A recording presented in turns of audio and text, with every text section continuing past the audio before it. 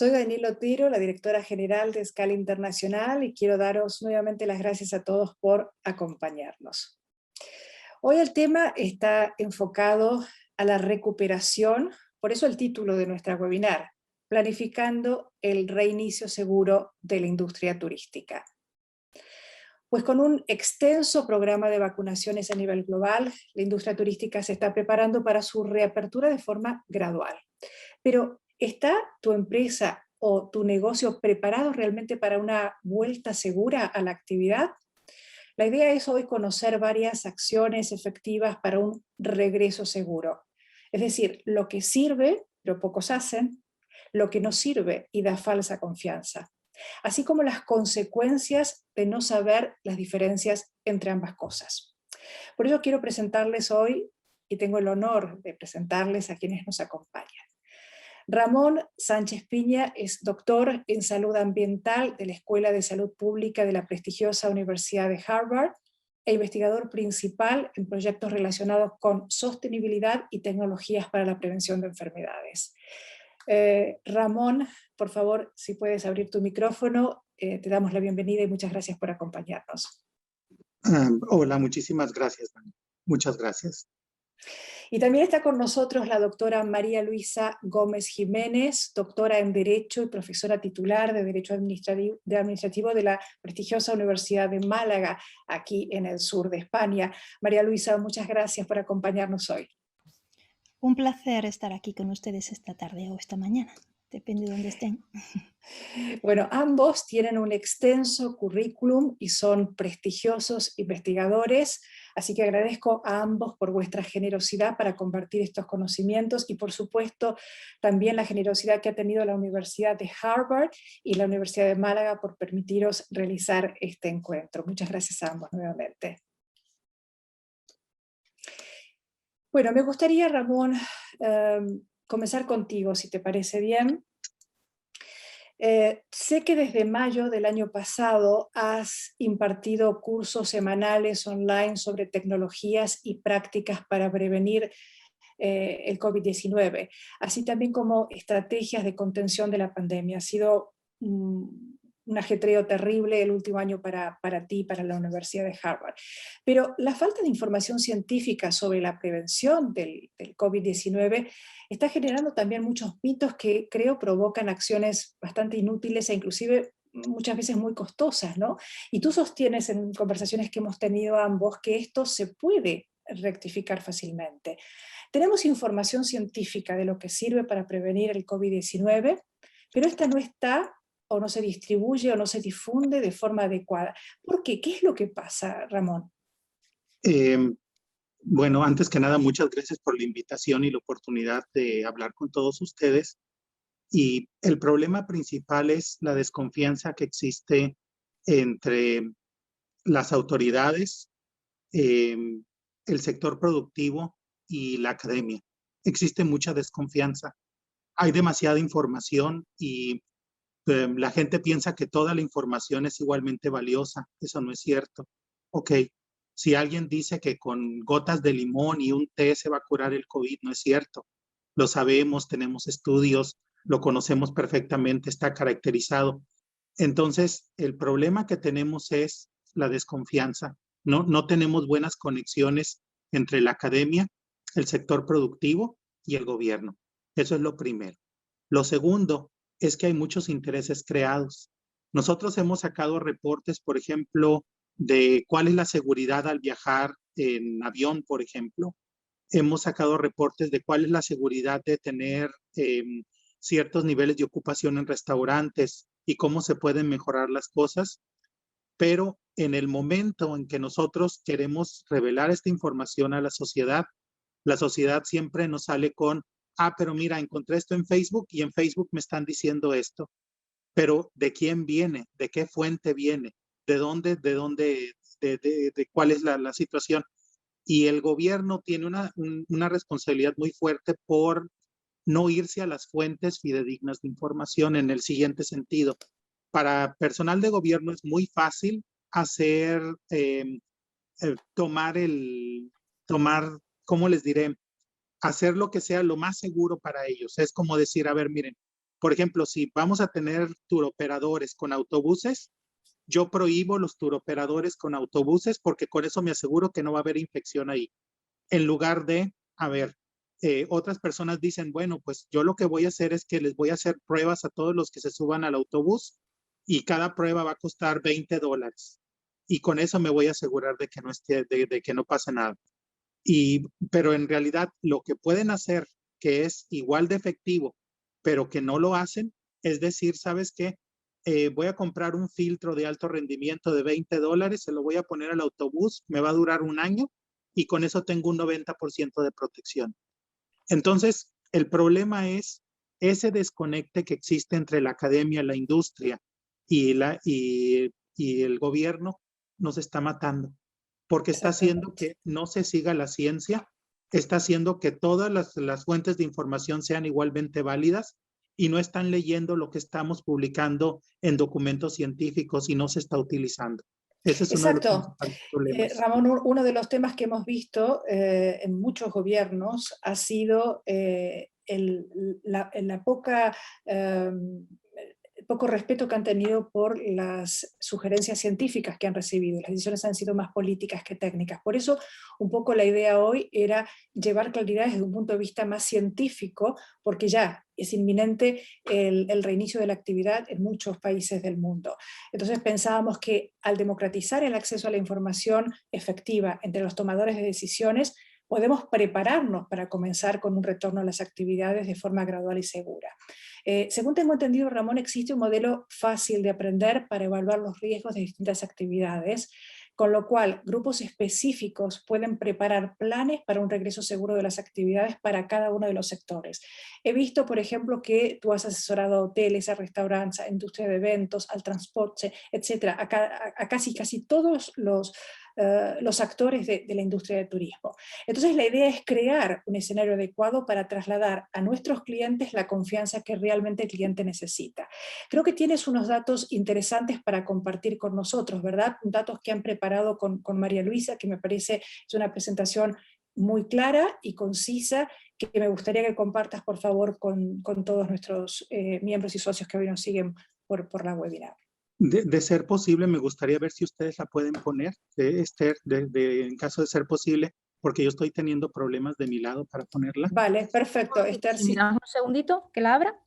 Sí, perfecto, porque en esta presentación que vamos a aclarar, Ramón, en principio está preparada en español, porque bueno, va a ser nuestro idioma hoy de la webinar, aunque tenemos traducción simultánea para todo, pero todo el material que propone la Universidad de Harvard está disponible en idioma inglés, así que eso es importante y fundamental, ¿no es cierto, Ramón? Sí, así es. Y una situación muy importante es, tenemos que desaparecer los mitos y si nosotros ayudamos a que la gente sepa la realidad de ciertas cosas en el COVID-19, lo podemos prevenir muy fácilmente. Déjenme ver entonces, miren, voy a empezar con algo muy sencillo. Hay 3 formas de transmitir el COVID-19. Si quieren, vámonos a la siguiente, Esther, por favor. Miren, a la siguiente, por favor. Miren, siguiente. Y miren, hay 3 formas de transmitir el COVID-19. El primero es que toda la gente estaba viendo superficies de contacto contaminadas. Entonces, eso solamente es el 10% o menos de todas las infecciones. Y a eso le estaban invirtiendo el 90% de sus recursos, la mayoría de la gente. ¿Por qué? Porque es lo que se ve. Pero esencialmente no es que no sirva, es que tiene muy poco impacto, ¿no? El segundo es por las gotitas de saliva que se expelen por la gente cuando estornudan, cuando tosen y todo lo demás. Es muy poco, pero pues, sigue siendo 30%. Y el 60% son por aerosoles que se quedan en el aire, que no se ven. Entonces puede que ustedes entren a un cuarto que parece que no hay nadie, que está limpio, pero que puede estar contaminado con aerosoles. Entonces, por ello, si quieren, nos vamos a la siguiente. Nos damos cuenta que la gente invierte muchísimo dinero en limpiar superficies y no se dan cuenta que por ahí va a ser menos del 10% de las infecciones. La siguiente, por favor. Y otra cosa que nos hemos dado cuenta, que la gente piensa que con más alta tecnología va a desinfectar mejor. Aquí tenemos un ejemplo de, en una aerolínea se estaba utilizando luz ultravioleta para poder desinfectar una cabina de avión. Muy bien. La siguiente, por favor. Pero fíjense cómo en realidad la desinfección regular manual es más que suficiente para reducir la transmisión de COVID-19. Entonces, si nos vamos a la de atrás tantito, solamente para poder ilustrar. Miren, aquí, por ejemplo, el robot se va a tardar como unas 2 horas en poder desinfectar la superficie de la cabina del avión. Si nosotros ponemos a 3 o 4 personas a que hagan lo mismo, utilizando limpiadores manuales, vamos diciéndolo, y lo hacen rápidamente, solamente en donde van a ir las manos humanas, nos tardamos 1 hora en lugar de 2 horas y nos cuesta menos de la mitad en hacerlo. Y luego, la calidad de desinfectar a mano es mejor porque aquí con el robot Está silenciado. que llegue la luz ultravioleta, ahí ya se desinfectó. Entonces, la tecnología no va a lograr una mejor desinfección. En otros lugares utilizan electrolizadores de desinfectantes y todo lo demás, que eso sería equivalente a desinfectar a mano, pero sigue siendo más caro y sigue siendo otra cosa que no va a tener una relevancia muy, muy importante porque estamos lidiando con el 10% de las infecciones. La siguiente, por favor. Entonces, la desinfección manual es más que suficiente. La siguiente, por favor. Y luego nos llegan muchos vendedores en la industria turística y nos dicen, oye, ¿qué pasa si ponen ustedes barreras plásticas? En este caso es plexiglas, le decimos en inglés. Entonces dicen, vamos a hacer cañones de plástico para que la gente tenga confianza y que no se vayan a infectar. Muy bien.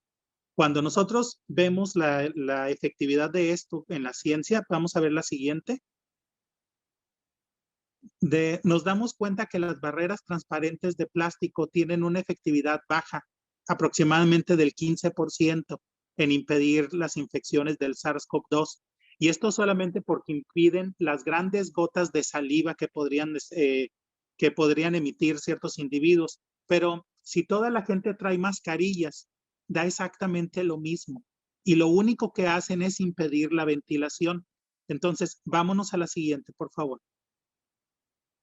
Fíjense cómo cuando nosotros modelamos esto, realmente aquí lo que nosotros hicimos fue, pusimos barreras plásticas en un lugar donde la gente estaba haciendo fila para poder documentar su equipaje en un aeropuerto y había un techo bajo. Y nos dimos cuenta que el problema, si la fuente de infección es lo que ustedes ven en rojo aquí. Si nosotros ponemos barreras plásticas para dividir las filas, resulta que el emisor concentra más el virus cerca de las personas que están haciendo fila inmediatamente antes y después de esta persona. Entonces es más fácil infectar de esa forma. Entonces, si quitamos las barreras plásticas, se diluye más pronto el virus gracias a la ventilación natural. Entonces, para acabar pronto, las cañadas de plástico no deben ocurrir, pero hicieron que el aeropuerto gastara, que el hotel gastara, que los operadores turísticos gastaran y solamente empeoraron el problema, no sirvieron para nada. Vamos a la siguiente, por favor. Otro mito es que las pruebas de PCR son la mejor forma de detectar quién puede transmitir el SARS-CoV-2. En realidad, las pruebas de PCR tienen limitaciones muy serias porque solamente detectan el material genético del virus, pero no si es infeccioso o no en este momento. Ese es uno de los problemas que se tienen. Por ello, vamos diciéndolo que una persona ya tuvo el COVID-19, ya se está recuperando, ya no es infecciosa, pero todavía se le detecta el material genético por la prueba de PCR y por ello no va a poder volver a las actividades productivas hasta dentro de 3 semanas. Entonces, en realidad la prueba de PCR nos sirve, o vamos diciendo otra que se hace mucho. En muchos países se dice que se haga una prueba 72 horas antes de subirse al avión, que se hagan una prueba con PCR para poder detectar si tienen o no tienen el virus. No sirve para nada, les voy a decir por qué. Vamos a la siguiente para poder ilustrar. Resulta que el periodo de transmisión del COVID-19 va desde 60 horas después de contraer el virus hasta que desaparecen los síntomas. Entonces, supongan que en este momento yo me hago la prueba de PCR y una hora después estoy en un bar expuesto, sin mascarillas, sin nada por el estilo, y de pronto me infecto. Bueno, van a ocurrir 60 horas antes de que yo pueda infectar a otras personas, pero fíjense bien, si yo me la hice ahorita la prueba y en el 71 horas antes de subirme al avión, yo me infecté, quiere decir que todavía soy infeccioso en el momento en que está empezando mi viaje y cuando esté en el avión y todo lo demás. En cambio, si las pruebas de PCR se hicieran 48 horas antes o menos, antes de subirse al avión, entonces ahí sí funciona. ¿Por qué? Porque me hago la prueba. Supongan que después de hacerme la prueba inmediatamente me infecto. 47 horas antes de subirme al avión. Todavía tendría 13 horas en el avión, viajando y todo lo demás, sin poder infectar a nadie fisiológicamente y podría llegar a mi destino sin problemas. Pero se pueden dar cuenta que las pruebas de PCR son muy subjetivas como para poder dar falsa confianza, ¿no? Entonces, sí tenemos que tener cuidado en este aspecto y tenemos que cuidarlo, o sea, hacer lo que la ciencia dice. En vez de 72 horas antes, es 48 horas antes para la prueba de PCR, precisamente por lo que hemos detectado. La siguiente, por favor. Algo, Ramón, Sí. que sería importante clarificar, porque ahora para los países que están permitiendo viajes se pide justamente 3 días antes la PCR y no 2 Y eso días. científicamente no es bueno. O sea, por lo que les Exactamente. acabo de decir, si dijeran 48 horas antes, todavía tendría justificación científica, pero 72 horas antes no. ¿Qué les recomiendo, por ejemplo? Una prueba de PCR cuesta como unos $20, 18 euros, no estoy muy seguro, una prueba de PCR. Si en cambio hicieran una prueba de antígenos cuesta $5. Esa prueba de antígenos sí les dice si el virus lo tienen o no lo tienen y si está activo o no para poder infectar a alguien. Y esa es con resultados inmediatos en 5 minutos. Entonces yo nunca he entendido por qué no se hacen pruebas a gran escala en la industria turística, por ejemplo, cuando se viaja en avión o cuando se viaja en un transbordador, digo, en un barco, ¿no? ¿Cómo le dicen? Un crucero, Sí. para poder hacer todo esto, se puede hacer perfectamente. Incluso si baja la gente a un lugar turístico y luego cuando se sube, puede pagar esos $5 que sería el resultado de la prueba y podría en un momento dado definir si está infeccioso o no, o como le hacen en ciertos lugares del planeta, donde les hacen una prueba cuando llegan al hotel, una prueba durante su estadía en el hotel y una prueba poco antes de salir, cuando van a tomar el avión de regreso. Exactamente, yo esto lo he escuchado con varias cadenas hoteleras grandes a nivel global que están incluyendo, e inclusive gratis para la reactivación del turismo, este sistema que tú mencionas. Así es. Entonces, eso es algo que tenemos que ver. Vamos a la siguiente, por favor. Fíjense bien, aquí hay otra muy importante que es, otro mito es que todas las tecnologías que nos ofrecen los vendedores han sido probadas científicamente. Esto no es cierto. Ok, hay tecnologías que no sirven, vamos suponiendo unas que marginalmente podrían funcionar, son los tapetes sanitizantes, vamos diciéndolo. Pero en realidad, si ustedes ponen una alfombra donde le ponen un desinfectante y luego ponen otra alfombra donde la gente se limpia los pies, es exactamente lo mismo. Exactamente lo mismo. La misma efectividad, perdón un momento. Sí, sí, cómo no. Es exactamente la misma efectividad, pero la diferencia es que ustedes ya se ahorraron un 80% del coste por hacer esto. Entonces, en realidad, eso es algo que nosotros debemos conocer, ¿no? Pero miren, este es algo que funciona, que podríamos decir que funciona. Vámonos a lo que no funciona. La siguiente, Vale, por favor. esto es mitos que hemos descubierto, digamos, a través del estudio de la Universidad de Harvard. Y ahora vamos a ver los mitos que no son efectivos. Miren, cosas que no son efectivas. Primero son los generadores de ozono y vamos a ver por qué no. El problema con el generador de ozono es que irrita nuestras mucosas, nasales y eso nos puede hacer más susceptibles al virus. Entonces, por eso, aunque les vendan generadores de ozono, no los compren porque no sirven. En realidad, lo que pueden hacer es hacer más grande el problema. Y lo más importante, los túneles sanitizantes. A mí me parte el alma cuando yo veo un túnel sanitizante en una playa, cuando va a entrar alguien y que los rocían, que les ponen como si fuera fumigación en todo el cuerpo para entrar a un lugar. Eso tiene cero efectividad. Sí, Tiene lo he visto en videos también en Sudamérica, donde hacían lo propio con motocicletas, por ejemplo, y gente que andaba en bicicleta. Y no sirve para nada. O sea, realmente tiene cero efectividad. Es caro. A mí me tocó ver una cadena de hoteles que les ofrecían túneles sanitizantes y era como $1,000,000 por cada entrada al hotel y no sirve para nada. Absolutamente no sirve para nada. Pero, y incluso lo que puede hacer es que se pongan cantidades industriales de desinfectante en las personas y eso les puede ocasionar otros problemas de salud, pero tiene cero efectividad contra el COVID-19. Sí, hay un oyente, Ramón, también que mencionan que en Vietnam están haciendo exactamente lo mismo. Así es, pero ahí vamos diciendo, ahí es por exceso de cautela, vamos diciéndolo ahí, pero en realidad les estoy poniendo lo que sirve y lo que no sirve. Si quieren, vámonos a lo que sirve para poder Por revisar. favor. Vamos a la siguiente, por favor. Bueno, otra cosa que no es efectiva, antes de que se me olvide, es cuando se hace fumigación en exteriores, de lo que estaba diciendo Daniel ahorita. ¿De qué nos sirve nosotros fumigar una motocicleta cuando estamos afuera? Estamos afuera en exteriores y estamos fumigando una motocicleta o estamos fumigando la acera de una calle. No sirve para nada.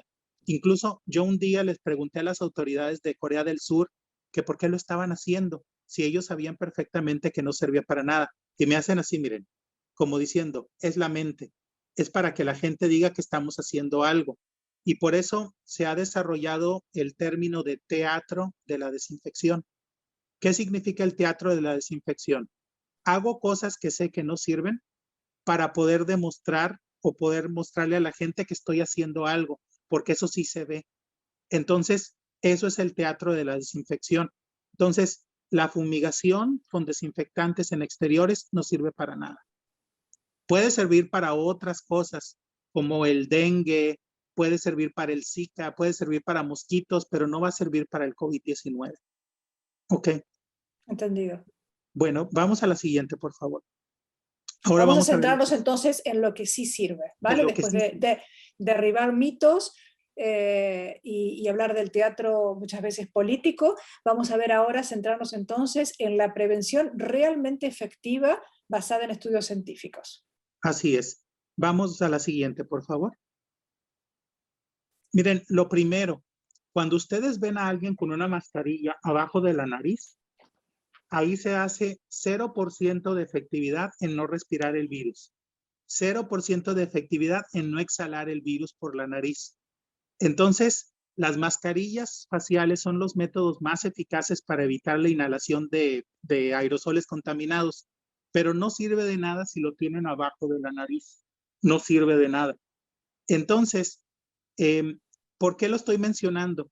Porque en muchos lugares hay un requerimiento de utilizar mascarillas en interiores o en ciertos lugares en exteriores cuando hay mucha gente, pero ocurre lo siguiente, se las dejan abajo de la nariz y muy poca gente tiene métodos para poder que la gente se la suba arriba de la nariz y cubra nariz y boca. Miren, vamos a la siguiente fotografía. Esta de aquí me fue enviada desde la Florida. Ahí pueden ver en la fotografía que hay ciertas personas que todo el mundo trae la mascarilla, pero hay ciertas personas que la tienen abajo de la nariz. Más del 80%, Ramón, la tiene por debajo de la nariz. Fíjense lo que hizo aquí el operador turístico.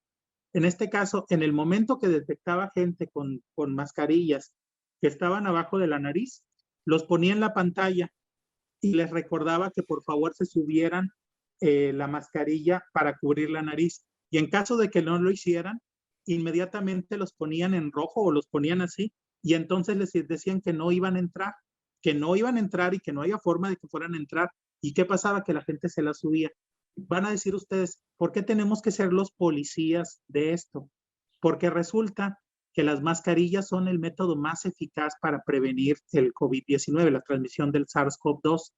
Tienen una efectividad mínima del 58%, mínima. Es con una tela lo más delgada posible como la seda, hasta un 95% de efectividad cuando tienen una mascarilla de doble capa de algodón mezclado, por ejemplo.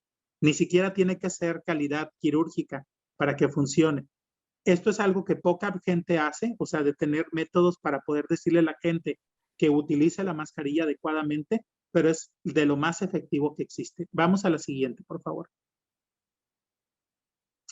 Fíjense, aquí les pongo 4 casos de cómo funciona la mascarilla. Miren, si tenemos al emisor que se muestra ahí con rayitas, que está emitiendo el virus, y vemos a la persona sana, qué posibilidades tiene o qué nivel de protección tiene en este caso de no contraer el virus. Si no traen mascarillas y están cerca, a menos de 1 metro de distancia, tienen un 0% de protección. Si la persona no infectada, o sea, la persona sana trae mascarilla, pero de una tela normal, no estoy hablando de mascarilla quirúrgica, sería entre un 58 y un 74% de protección, dependiendo del tipo de tela. Si la persona emisora trae la mascarilla, sería entre un 58 y un 76% de protección más o menos. Pero si los dos traen mascarilla, tienen entre un 81 y un 94% de protección. Eso es casi tanto como estar vacunado. Entonces, por eso es tan importante el uso de mascarilla y el uso apropiado de la mascarilla en todo momento, sobre todo en lugares donde el nivel de vacunación no ha penetrado lo suficiente, no es más del 30% de la población que está vacunada. Esto es importante lo que acabas de mencionar, Ramón, porque en Europa, Estados Unidos, Canadá, algunos países de Asia, el nivel de vacunación en los próximos 30 o 60 días va a ser altísimo, pero no así en otros países emergentes. Con lo cual, insistir en que se puede tener un 81 o un 94% de protección con el uso adecuado de la mascarilla es sumamente importante, porque estos países y lugares que empiecen a reiniciar la actividad comercial y turística tendrán cierta garantía si prosiguen con el uso de la mascarilla de forma estricta. Así es.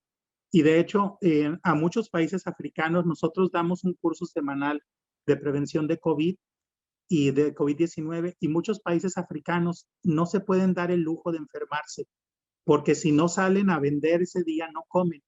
¿Y qué es lo que hacen? Siguen nuestras recomendaciones al pie de la letra, y pues ustedes pueden ver cómo le está yendo a ciertos países africanos que tienen niveles de infección muy bajos, ¿no? Entonces, cuando les decimos, el 1, 2, 3 en África es mascarillas, ventilación y distancia social. Eso es todo lo que están haciendo. No es nada de alta tecnología, pero lo siguen al pie de la letra, y con eso realmente reducen el nivel de infección que están teniendo. Les voy a poner un ejemplo. En un autobús en África, lo que hicieron es bien sencillo. El 1 es todo mundo con mascarillas, no se suben si la gente no trae mascarillas. 2, pusieron a una persona que es un monitor para que las mascarillas vayan arriba de la nariz y no se la bajen para hablar por teléfono, por ejemplo. Si eso ocurriera, le toca al chofer y el chofer paga el autobús hasta que la persona que está haciendo esto deje de infringir pues la regla. Y 3, abren todas las ventanas del autobús para que se ventile. Después de que empezaron a hacer eso, no tuvieron un solo caso de infección en millones de usuarios del transporte público en muchos países de África. Y eso no es alta tecnología, ¿no? Entonces, es disciplina solamente. Bueno. Es muy interesante y creo que puede ser una solución en el cortísimo plazo hasta que logren los niveles de vacunación aquellos países que van retrasados con la vacunación y preocupados, por cierto, porque el acceso a la vacunación está siendo muy desigual, lamentablemente. Bueno, continuamos. Continuamos, por favor. A ver la siguiente, por favor. Fíjense bien, las mascarillas de calidad quirúrgica tienen entre un 94 y un 97% de nivel de protección. Miren, las mascarillas van a decir ustedes, ¿por qué tienen tanto nivel de protección? No solamente son filtros de partículas, sino también son trampas electrostáticas de las partículas. O sea, las atraen a las partículas muy pequeñas y ahí se quedan y ya no nos pueden infectar. Esa es la razón por la cual las mascarillas tienen un nivel de efectividad tan alto. Pero fíjense algo que se puede hacer. Cuando no se puede ventilar o no se puede limpiar el aire con otros tipos de tecnologías, se puede aumentar la calidad de la mascarilla y en ese momento ustedes aumentan el nivel de protección de la gente. Voy a explicarlo. En muchos lugares, para poder reiniciar los teatros, para poder reiniciar los lugares donde van a estar codo con otras personas y no tienen el nivel de ventilación tan fuerte como sería en un aeroplano, ¿qué hacen? Les dan mascarilla quirúrgica cuando llegan al lugar y les piden que se la dejen todo el tiempo. Con eso tienen entre un 94 y 97% de protección asegurada y con eso pudieron reiniciar. Muy bien, vamos a la siguiente, por favor. Las vacunas. Miren, una de las cosas más importantes es todas las vacunas funcionan para evitar que tengan un caso grave y que vayan al hospital. El 100% de efectividad tienen todas las vacunas. Estas que están listadas aquí, las vacunas chinas, todas tienen un buen nivel de efectividad para evitar que vayan al hospital. En el caso de no infectarse, es otra cosa. Porque, por ejemplo, hay vacunas que tienen un 94% de efectividad en evitar las infecciones y otras que tienen un 66% de efectividad en evitar las infecciones. Pero todas funcionan para evitar los casos graves. Entonces, cualquier vacuna que se ofrezca en cualquier lugar es buena. Mientras esté aprobada por la Organización Mundial de la Salud, acéptenla, por favor. Ok, bueno, vamos a la siguiente. Aquí en Estados Unidos, el 50% de la gente, de los adultos, perdón, ya están vacunados y más o menos otro 15% tiene la primera dosis de la vacuna. Hay muchos lugares en Estados Unidos donde ya se siente como si las actividades fueran totalmente normales. Ya la gente, por ejemplo, en exteriores ya no utilizan mascarillas, ya no se lo están utilizando y lo que hacen es las utilizan en interiores, pero de forma consistente y eso está funcionando bastante bien. Vamos a la siguiente, pero es por la vacunación, por eso lo están haciendo. Bueno, lo siguiente es que la ventilación interior es esencial para reducir la exposición al virus. O sea, ustedes, aunque estén expuestos al virus, si no tienen la concentración viral suficiente, no se van a infectar. Entonces, es bien importante que haya ventilación, además de distancia social, porque si ustedes ventilan, están diluyendo el virus, lo están enviando a otro lado y no tienen lo suficiente para poder infectarse. Vamos a la siguiente. Amor, por ejemplo, entonces, en este caso, en la parte de hotelería, los lugares, los recintos de eventos, inclusive nuestras propias oficinas o nuestras propias casas, la ventilación sería condición sine qua non, conjuntamente con el uso de las mascarillas. En algunos lugares ahora está llegando el invierno y la gente se pregunta, ¿cómo puedo ventilar con temperaturas bajas? ¿Cuánto tiempo de ventilación es necesario realizar para obtener una limpieza del aire de las personas que están utilizando ese espacio? Aquí me voy a adelantar un poco. Cuando no se pueden abrir puertas y ventanas para ventilar o no se tienen equipos de aire acondicionado que puedan introducir aire del exterior, algo que se puede hacer o se puede utilizar son filtros de aire de alto rendimiento. Hay algunos que tienen una efectividad del 99% en eliminar las partículas infectadas. Lo vamos a ver, pero ¿cuánto cuestan? Como unos $200 para un cuarto, vamos diciéndolo de 6 por 6 metros.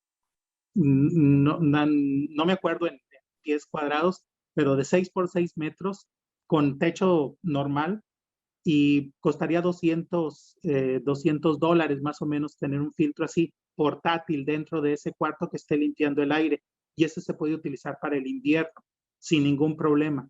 Entonces, Fantástico. por ejemplo, para un restaurante pequeño serían 1 o 2 de estos filtros y duran todo un año. O sea, esperamos la duración de la pandemia, pero es buena inversión porque reducen la carga viral en un 99%. Entonces, para aclarar, si no podemos abrir puertas y ventanas para ventilar o traer aire del exterior con el equipo de aire acondicionado, entonces lo que podemos hacer es tener estos filtros de alto rendimiento. Y Fantástico.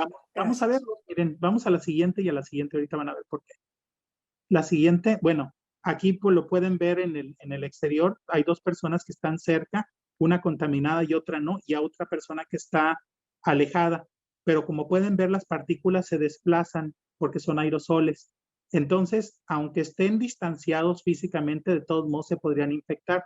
O vamos suponiendo que la persona infectada abandone la habitación, incluso que no haya nadie más que una persona sana en la habitación. De todos modos pueden quedar los aerosoles y pueden infectar a alguien si el lugar no está bien ventilado.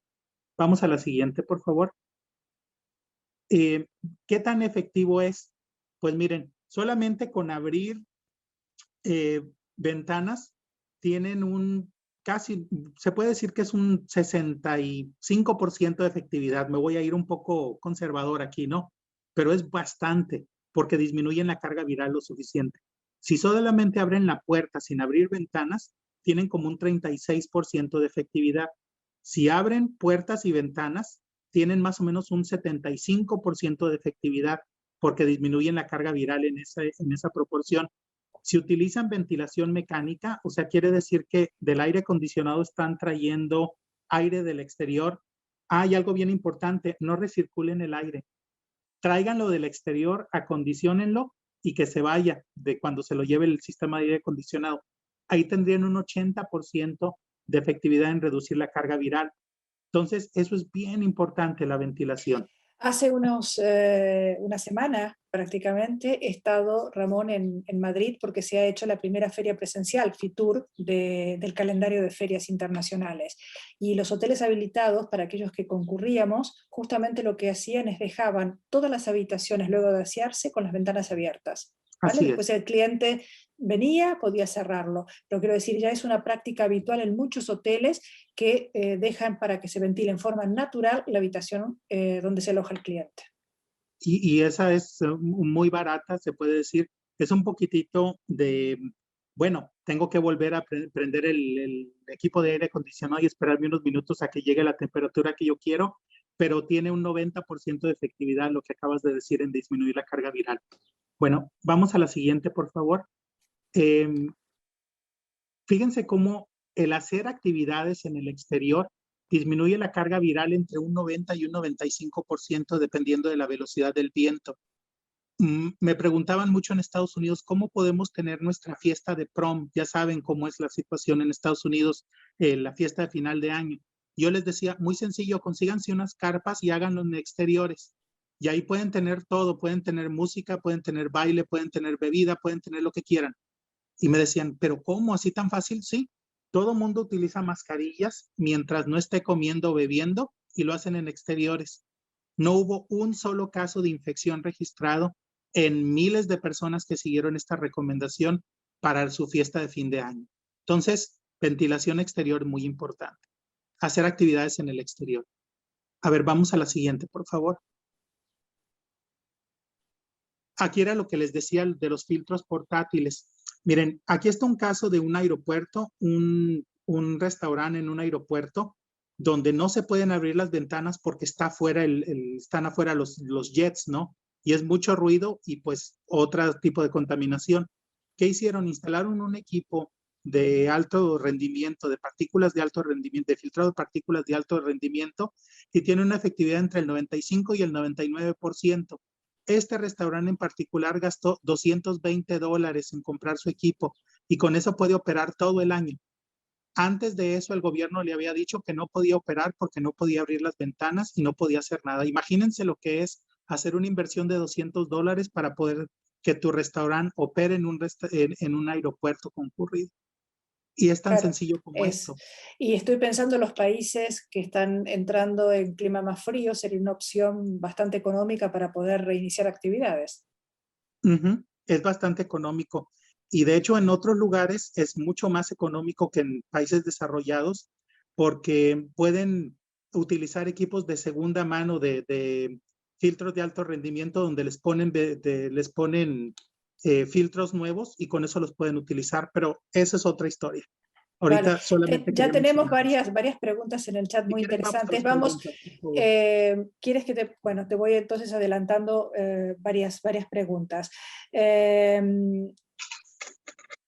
una de las cuestiones es si la mascarilla es tan fundamental para la prevención, ¿por qué no hay mascarillas de determinadas tallas? Hay solamente de una talla, o por lo menos es muy difícil conseguirla, y para mucha gente es muy incómodo. Esto es verdad, no hay tallas disponibles de mascarillas.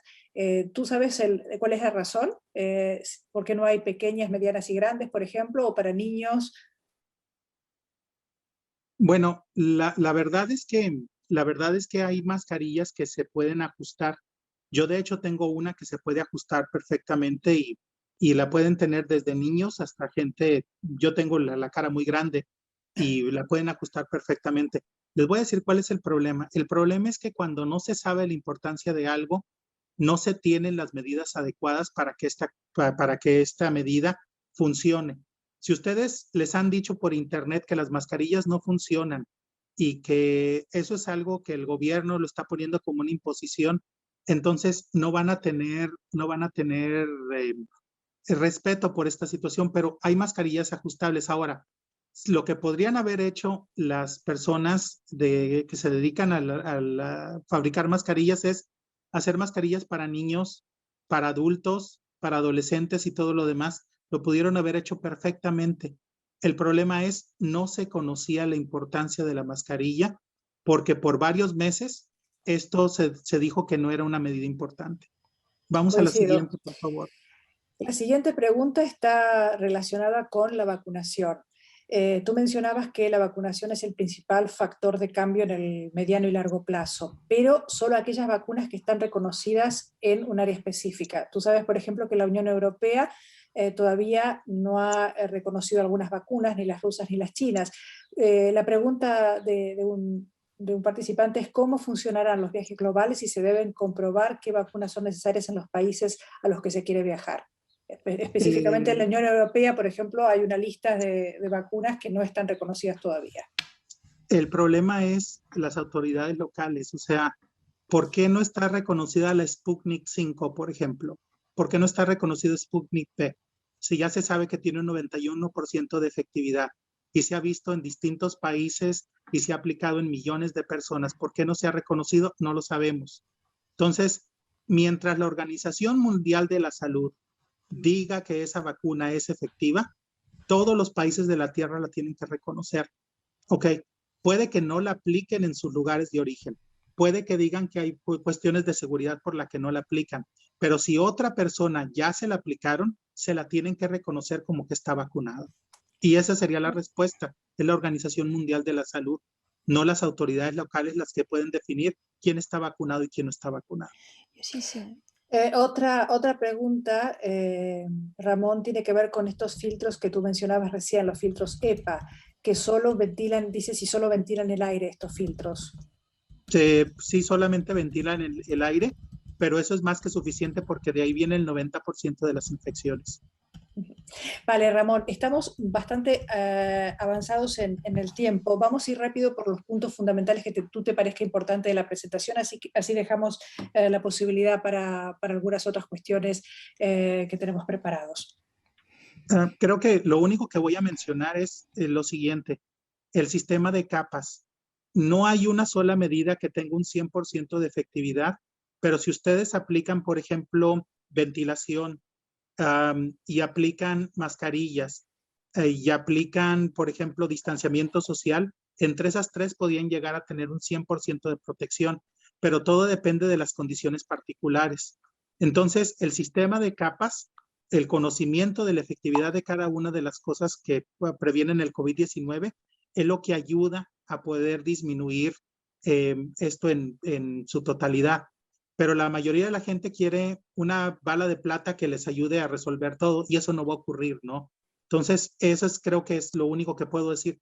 Pero para ello necesitamos que los ciudadanos conozcan las medidas y la efectividad de cada una de las medidas para prevenir el COVID-19 y que después empiecen a aplicar este sistema de capas, pero de la mejor forma posible, que sea la más efectiva para ellos. O sea, por ejemplo, de lo que dije, las autoridades pueden decir que no se hagan viajes en autobús porque no quieren infecciones ahí, porque tienen a la gente hombro con hombro. O pueden decir que solamente pueden ir al 25% de capacidad. No hay ningún fundamento científico para decir que vayan al 25% de capacidad. Se les ocurrió solamente, ¿no? En cambio, si dicen, pueden ir al 100% de capacidad, pero con este nivel de ventilación y con toda la gente utilizando mascarillas, pueden ir al 100% de capacidad. Ramón, está María Luisa, la doctora María Luisa también, que quiere añadir algunas ideas con respecto a las vacunas y a las mascarillas. Y María Luisa, te damos, por favor, la palabra. Bien, no, ups, se mete feedback, ¿no? Y se oye bien. Bien, ¿no? Sí, Yo perfecto. bueno, creo que es muy importante lo que Ramón estaba comentando. Y yo voy a remarcar un poquito más en esa idea. Creo que son medidas que no tienen alto costo, el hecho de que se cuide el uso de la mascarilla y sin embargo tiene una alta efectividad. Pensando quizás un poco en esto, que la pregunta que había por ahí de ajustar las mascarillas, creo que el mercado se va ajustando, ¿no? Yo vi por ahí alguna persona ya en el chat de Canadá, por ejemplo, que decía que ahí sí se podían comprar diferentes tallas, y ya en España, por ejemplo, sí que se pueden comprar diferentes tallas de mascarilla, ¿no? Para niños, para persona mayor. Se va adaptando, o sea, es exactamente lo que decía Ramón, es decir, la necesidad cuando surge y nos damos cuenta que este mecanismo va a funcionar, que de verdad nos va a ayudar a prevenir el contagio y va a mejorar mucho la situación, y supone la diferencia entre poder reabrir o no con seguridad.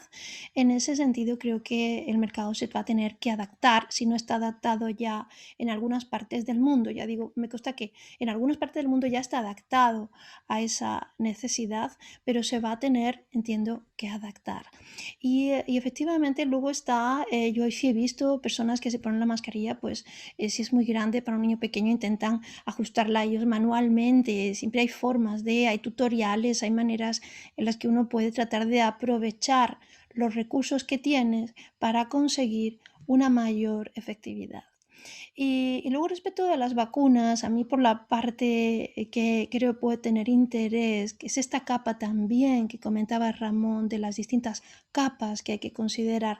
Hay una capa importante que es toda la capa de la normativa, de la legislación, de lo que los gobiernos, las autoridades en cada país nos están diciendo que debemos y que no debemos hacer. En la Unión Europea, pues está siendo muy importante esto, ¿no? Y bueno, en todo el mundo se está tratando se está abordando el problema con distintos, digamos, mimbres jurídicos. En este contexto, por ejemplo, se quiere implantar en Europa ese certificado digital UE-COVID, ¿no? Ese documento que de alguna manera registre, digo porque por ahí también veía que alguna persona parece que se preguntaba esto, y es importante: el reconocimiento de las vacunas como medios eficaces de protección contra la enfermedad y contra el contagio. Evidentemente en algunas, como muy bien expresaba brillantemente Ramón, sobre contagio, y otros, pues efectivamente el prevenir que la enfermedad provoque problemas de salud muy graves y nos lleven a una hospitalización. Pero inclusive para aquellos que dicen yo no me quiero vacunar, que bueno, pues siempre hay personas, lo estamos viendo en todos los países que pues están teniendo sus reticencias, es que este certificado digital, al menos en la Unión Europea, va a reflejar también, pues por ejemplo, si he pasado la enfermedad o no, va a reflejar también algunas características sobre, por ejemplo, si me han hecho, ya hemos comentado algo, ¿no?, sobre las PCR, si se ha hecho alguna prueba diagnóstica, si se ha hecho algún test de detección. Ya digo, bueno, pues hay una capa de normativa importante que va a depender de cada país, de cómo se esté organizando y estructurando la gestión de la pandemia, de cómo se esté llevando la gestión de la pandemia. Pero son, aparte además, diría, de la Organización Mundial de la Salud, pues hay agencias europeas y, por ejemplo, ¿no? Que se ocupan también de salvaguardar de alguna manera o buscar cierta coherencia en la aplicación de las vacunas, por ejemplo, en el María caso Luisa, europeo. una de las preguntas justamente que tenemos en el chat es qué opinan desde el punto de vista legal sobre el pasaporte verde digital que se está ya en estos días probando aquí en la Unión Europea. Quisiera dos preguntas. Desde el punto de vista legal, la respuesta tuya, y desde el punto de vista científico, la del Ramón. ¿Cómo empezamos? Como Bueno, quieras. pues, desde el punto de vista legal, yo creo que, como antes muy bien decía Ramón, esto del teatro, ¿no? De la político, él le llamaba así, y que entiendo bien que lo que se busca es dar seguridad a las personas. Ahora pensamos turismo es seguro. Yo creo que hay que poner todos los medios que sean necesarios para generar esa seguridad, porque sin seguridad no se reactiva el turismo. Si necesitamos que las personas tengan confianza y si para eso es preciso que haya una información fluida y se sepa exactamente pues, cuándo las personas están o no siendo vacunadas y se pueda llevar esta apertura con garantías, pues yo creo que es una medida que puede ayudar a este tráfico o este reactivación del sector de una manera más confiable, digámoslo así, ¿no? Y desde el punto de vista científico, Ramón. Desde el punto de vista científico, se tiene que tener ciertos estándares funcionales para poder decir quién tiene el pasaporte verde o no. Vamos diciéndolo así.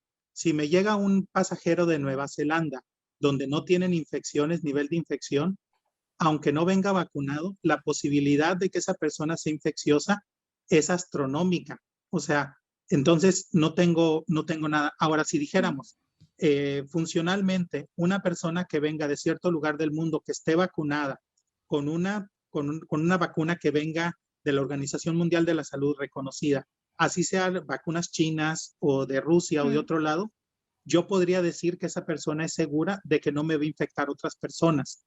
El problema es esa dualidad de tener distintas regulaciones gubernamentales para distintas regiones. Yo creo que está matando al sector turístico, porque el sector turístico no puede estar viendo, por ejemplo, si yo voy de aquí de Estados Unidos a España, yo estoy completamente vacunado con Moderna, pero Moderna no está reconocida en Europa, entonces técnicamente yo no estoy vacunado, aunque técnicamente hablando, científicamente hablando, yo tengo un 90% mínimo de protección de no infectarme del COVID-19 y solamente tengo una posibilidad del 2% de transmitirlo en caso de que me infecte, pero no estaría reconocido. ¿Se fijan cómo esa dualidad afecta mucho?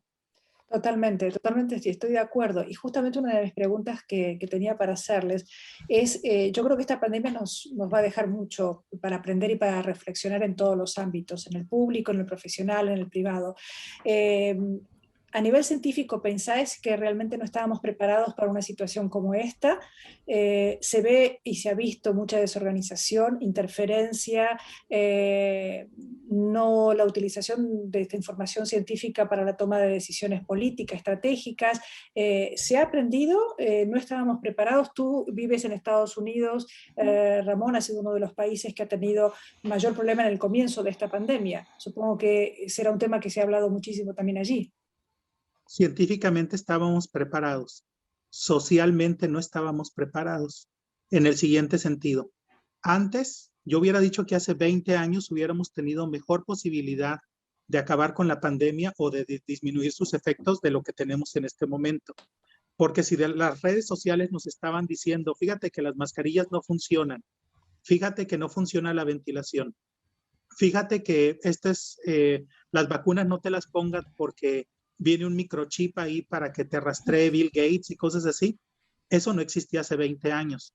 Hace 20 años, si un científico decía, mira, por medida precautoria vamos a ventilar y todo el mundo utilice mascarillas porque no conocemos al virus, pero esto es lo que sería de forma científica mientras establecemos cómo está el virus, todo el mundo lo hubiera seguido y no hubiéramos tenido lo que tenemos en este momento.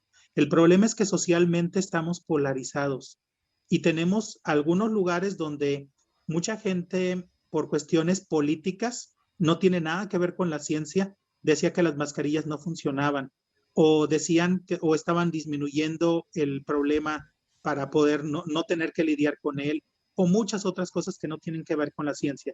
Científicamente estábamos preparados, socialmente esto tiene muchas lecciones aprendidas de las cuales nos vamos a preparar para la siguiente. Por ejemplo, una cosa bien importante es ya no tolerar a esas personas que digan, fíjate que no funciona esto por la ciencia, no tolerarlas internacionalmente, así como no toleramos las faltas a los derechos humanos, no toleramos otras cosas, ya no tolerar este tipo de situaciones, dejarlos como parias internacionales para que entonces ya la situación se vuelva mejor. Perdón, para no interrumpir ahí. No pasa nada. Una pregunta referida a, volviendo a la parte de usos, en un hotel de Houston, de Texas, el Westinghouse Medical Center utilizó, dice, 2 robots desinfectantes para limpiar sus habitaciones y espacios comunes. ¿Técnicamente crees que este método es aceptable?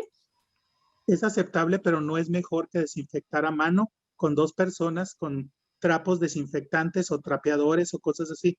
No es más efectivo que eso. O sea, sí es efectivo, pero incluso los humanos son mejores porque los humanos pueden decir, yo voy a limpiar las superficies que están abajo porque ahí va a ir la mano. O sea, los humanos son mejores que los robots para poder hacer todo eso. Entonces, gastaron mucho dinero y no tienen un mejor desempeño. Esa es mi opinión.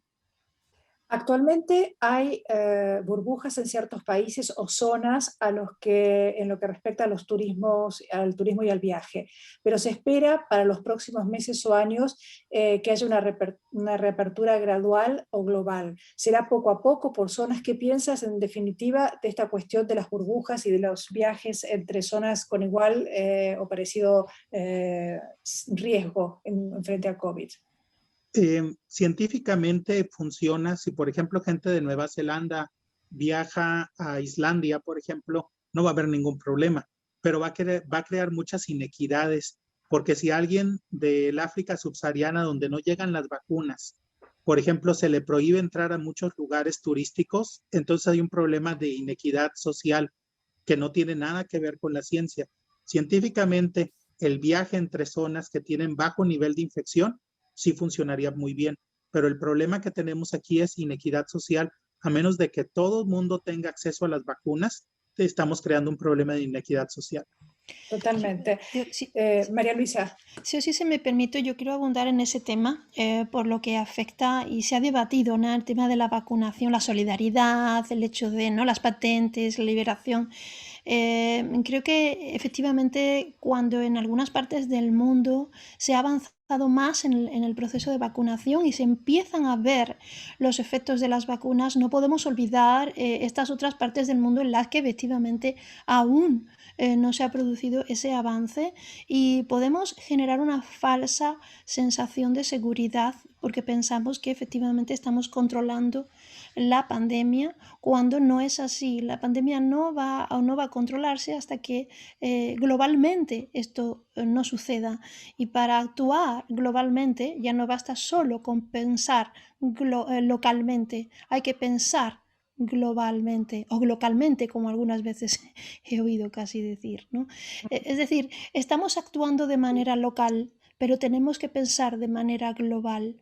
No podemos generar un flujo turístico de calidad, no podemos abrir corredores seguros y pensar en una reactivación si no hemos resuelto todos los problemas que van más allá de lo que en principio uno piensa que puede tener controlado, porque es lo que más directamente tiene delante. Bueno, ya estamos prácticamente sobre el cierre. Me gustaría decir que reanudarse la actividad no implicará en los próximos meses la vuelta a la normalidad rápidamente, ¿no? Porque comenzará un periodo evidentemente de cambios importantes en la economía, en los estándares culturales, en los valores e inclusive también en los comportamientos que nos rigen como sociedad, ¿no? Y para afrontar esta reapertura y superar toda esta incertidumbre que hemos hablado hoy, es necesario un plan de reactivación. Esta era la idea hoy, entregarle a nuestra audiencia algunos tips, algunas recomendaciones sobre cómo hacer en sus empresas para poder estar más seguros y preparados para lo que viene. Pero hay una pregunta que subyace, y ya lo he escuchado en varias reuniones a las que he asistido, ¿no? Desde el mundo científico, ¿crees que esta clase de situaciones volverán a repetirse? Hemos escuchado, por ejemplo, que el SIDA ha provenido también de una mutación genética de animales. Este virus probablemente también. Esta situación, Ramón, ¿puede volver a repetirse? ¿Cuál es el escenario científico? ¿Debemos estar preparados como empresarios para que esto vuelva a repetirse? Se tienen que preparar totalmente de esto. Esto fue solamente un virus de miles de virus que están afuera, que mutó. En el 2015 yo hice una presentación ante la Organización Mundial de Turismo de las Naciones Unidas acerca de la pandemia que viene. Fue en el 2015. ¿Y qué fue lo que pasó? Algunos escucharon, otros no. Pero lo que sí estoy seguro es que va a venir otra. Lo que tenemos que hacer es estar preparados de la mejor manera posible. Y eso es precisamente las lecciones aprendidas que tenemos que tener de este momento. Por ejemplo, las redes sociales no deben de ser la justificación para que todas las opiniones, sean buenas, malas o lo que sea, sean iguales. Se tienen que tener fuentes fidedignas de información. Los políticos no tienen por qué dar información de salud ni científica, porque entonces, si yo soy de derecha y estoy dando información, los de izquierda no me van a escuchar. Si yo soy de izquierda y estoy dando información, los de derecha no me van a escuchar. Si en cambio un científico reconocido por todos da la información, ambos lados escuchan. Es algo que descubrimos y lo podemos revisar. Una cosa que quiero anunciar aquí es el calculador de riesgo. Si quieren, lo que voy a hacer es que voy a grabar otra presentación sencilla de cómo utilizarlo y se los voy a poner disponible a través de la página de SCAL y también el calculador de riesgo para que ustedes puedan calcular sus propios riesgos. Okay. Vale, vamos a explicar rápidamente, ayuda. Ramón, qué es el calculador de riesgo. La Universidad de Harvard y el profesor Ramón han preparado una especie de tabla muy fácil donde ustedes van pudiendo adicionar ciertas capas y recomendaciones para saber qué grado al final tienen de protección en su negocio o su empresa. Entonces si te parece bien, Ramón, vamos a enviar esta presentación que tú has preparado con María Luisa, con la grabación de esta webinar, plus este calculador. Y vamos a poner a disposición también si hay alguna pregunta adicional que por una cuestión de tiempo hoy no hemos podido responder, para que el doctor Ramón y la doctora María Luisa puedan responderlos. Nosotros, la idea es hoy llevar una pequeña luz, plantar una pequeña semilla para decirles, es posible la reactivación, no hace falta grandes inversiones, simplemente hay que seguir una serie de recomendaciones muy estrictas, pero muy accesibles a todos y para todos. Entonces, esta era la idea de esta recomendación. Una reflexión final antes del cierre, Ramón y María Luisa, por favor. Dicen en inglés, si permiten y le dejo la última palabra a Ramón, dicen en inglés que if there is a will, there is a way. Si le ponemos ganas, si de verdad nos damos cuenta, si escuchamos a quien tenemos que escuchar, que son los que entienden y pueden alumbrarnos con un poco de luz, encontraremos entre todos el camino. Ramón. Y la que yo tengo es la siguiente. Ustedes conocen mejor que nadie cómo operan sus negocios, sus operaciones. No es lo mismo alguien que lleve gente a bucear a un arrecife de coral, a alguien que tenga un espectáculo de luces que estén interiores, no sé, cosas así por el estilo. Pero si ustedes conocen la ciencia, ustedes van a saber la capa de protección adecuada para poder prevenir al COVID-19 y ustedes lo pueden recomendar como un grupo de gente que haga lo mismo que hacen ustedes, se lo pueden recomendar al gobierno y el gobierno puede crear buenas regulaciones para poder hacer esto. Ya no podemos seguir rigiéndonos por el miedo, ¿ok? O por la precaución extrema, en lugar de pensar en qué es lo que realmente la ciencia nos dice para este tipo de actividades. Y ustedes pueden ayudar mucho, precisamente por eso yo quiero compartir con ustedes el método de cómo evaluar su riesgo por capas, pero que lo tengan ustedes para que ustedes puedan recomendar. Bueno, quiero agradecerles nuevamente a ambos, Ramón y María Luisa, la participación y la generosidad de compartir toda esta valiosa información. Y a mí también me gustaría terminar con una frase que creo se ajusta muy bien a estos momentos. Y la frase es la siguiente, a ver si la recuerdo. Dice, la adversidad tiene el don de despertar talentos que en la prosperidad hubieran quedado dormidos. Y creo que también nos sirve ahora para esta situación. Gracias a ustedes por compartir este conocimiento y gracias a todos aquellos que nos han acompañado de muchas partes del mundo. Esta webinar se graba y después se distribuye, así que haremos todo lo posible por llevar un poquito de luz para que todos en el sector turístico puedan reiniciar de forma segura y cuanto antes sus actividades. Muchísimas gracias a ambos. Un placer. Muchas gracias. Cuídense y pónganse la mascarilla. Por favor, uso de mascarilla. Gracias, Ramón. Y contáctenos, por favor. Aquí estamos los científicos para ayudar en lo que sea necesario. Sí. Muchísimas gracias. Aprovecho un segundo. Van a salir algunos trabajos publicados por ahí, ya daremos también información.